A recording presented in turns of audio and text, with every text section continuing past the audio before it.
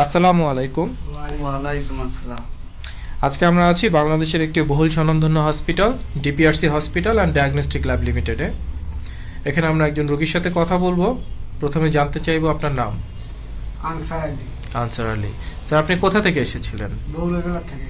বগুড়া জেলা কোথা থেকে? ধনুর থানা। ধনুর থানা। আচ্ছা, জানতে চাইবো এই ডিপিআরসি হসপিটালে আপনি মূলত সবার প্রথম কি ধরনের সমস্যা নিয়ে এসেছিলেন? সমস্যা, হাত পা ভারী হয়ে গেছিল, মারার সমস্যা হয়েছিল। আচ্ছা, মানে হাত পা আপনি নাড়াচাড়া করতে আপনার সমস্যা হতো? সমস্যা হতো। হাঁটা চলা করতে, উঠবস করতে অনেক সমস্যা হতো? প্রত্যেকটা জয়েন্টে জয়েন্টে আপনার ব্যথা করতো? আচ্ছা, তো কতদিন যাবত আপনি এই সমস্যাটা ভুগছিলেন? 1 বছর হয়ে গেল। গত 1 বছর যাবত আপনি এই সমস্যাটা ভুগছেন। আচ্ছা, এই একটু আমরা এখানে ওনার ছেলেকে পেয়েছি, আমরা একটু ওনার ছেলের সাথে একটু কথা বলবো। স্যার, আপনার নামটা একটু বলুন। মোহাম্মদ মমিনুর রহমান। মমিনুর রহমান।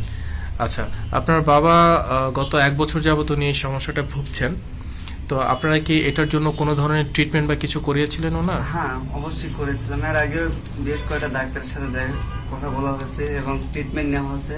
আচ্ছা, তারা বলে ওষুধ চালিয়ে যান, দেখা যাক কি হয়, কিন্তু কোনো উপকার, তেমন কোনো উপকার আমরা পাইনি।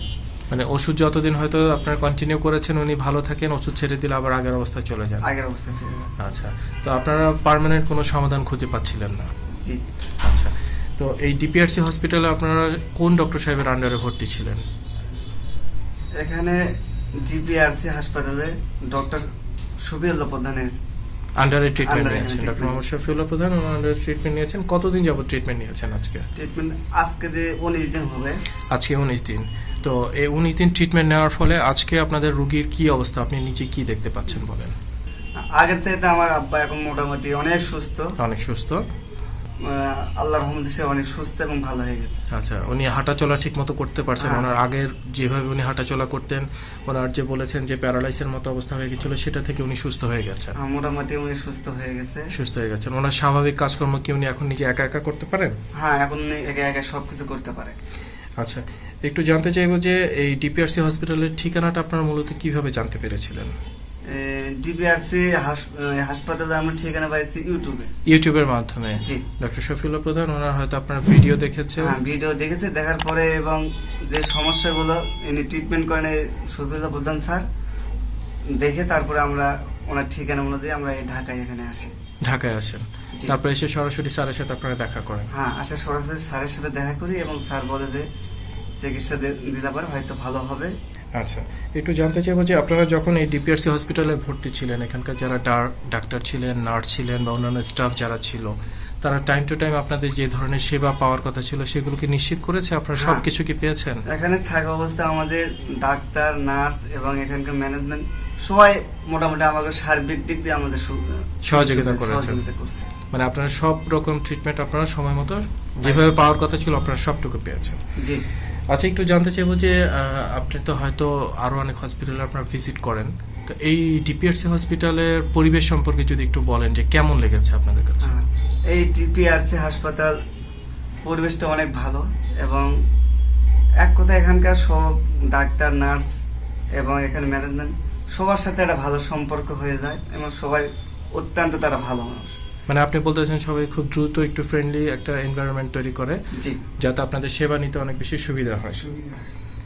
আচ্ছা, একটু আরেকটা জিনিস জানতে চাইবো, যেমন আপনার বাবা গত অনেক দিন থেকে উনি অসুস্থ ছিলেন, আপনারা বিভিন্ন জায়গায় ট্রিটমেন্টও করেছেন, হয়তো যে ধরনের ট্রিটমেন্ট নিয়েছেন সেটাতে উনি সুস্থ হননি, হয়তো যখন ট্রিটমেন্ট নিয়েছেন আবার আগের অবস্থায় উনি ফেরত চলে যান যখন উনি ওষুধ ছেড়ে দিতেন।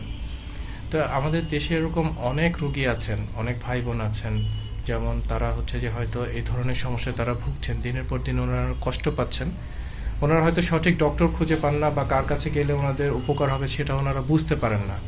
অনেকে আছেন যে বিভিন্ন ধরনের অপচিকিৎসারও সম্মুখীন হন, ভুয়া ডাক্তারের মাধ্যমে তাদের সর্বস্ব শেষ করে দেন এবং তারা দিনের পর দিন এই ধরনের কষ্টে ভোগেন। তো সেই সব ভাই বোনদের উদ্দেশ্যে কি কিছু বলবেন?